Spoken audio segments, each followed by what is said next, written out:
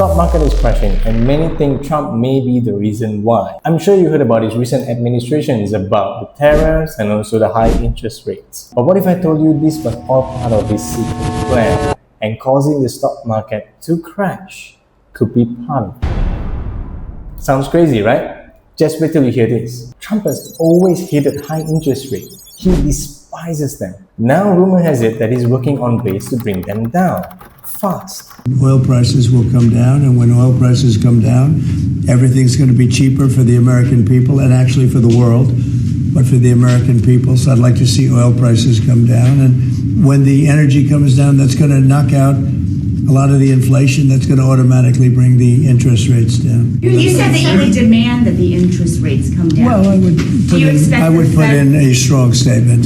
Do you expect the Fed to listen to you? Yeah. Are you going to talk to Powell about this and bringing the rates down?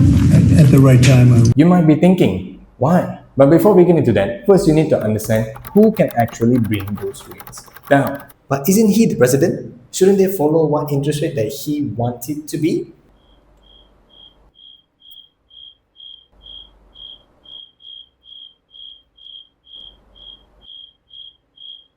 The interest rate is controlled by an individual party called FOMC, which is part of the Federal Reserve System. Since they operate independently, they hold the power to either raise or lower the interest rate based on economic conditions. So the reason behind why is this so important to President Trump is, number one, it can benefit the US citizens greatly in terms of their overall living costs. And number two, US is drowning in debts, currently at $36 trillion.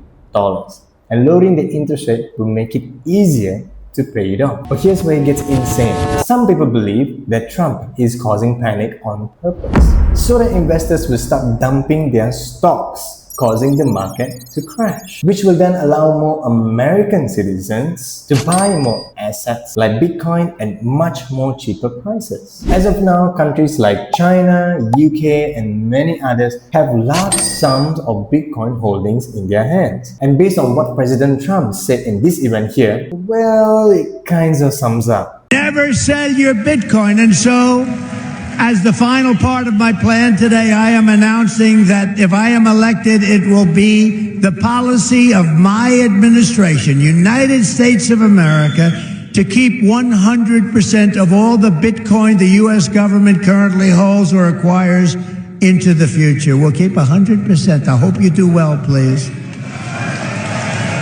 This will serve in effect as the core of the strategic national Bitcoin stockpile. As you know, these may all sound too crazy to think about, but what if I told you that the US has done similar things like this before? Back in the 1930s, the government used tariffs. So for those that don't know, tariffs are basically taxes that are imposed to goods or products that are imported from other countries. This is in hopes to help grow the US economy at the time. But unfortunately, this did not end well. In fact, this caused the worst economic situation the US has ever faced, better known as the Great Depression, causing stocks to plummet. Fast forward to today, could Trump be using that same playbook? If this theory is true, we could potentially be looking at the biggest financial power moves in history since the 1930s. And wait till you hear what this could mean for Bitcoin. If you like this video and would like to find out more about how will this benefit Bitcoin, please leave it in the comment section below and I will get right into that video for the next upcoming one. If you haven't subscribed to the channel already, please do consider subscribing and hit that like button, which will greatly benefit us a lot. I will catch you all in the very next one. Stay safe guys and happy trading.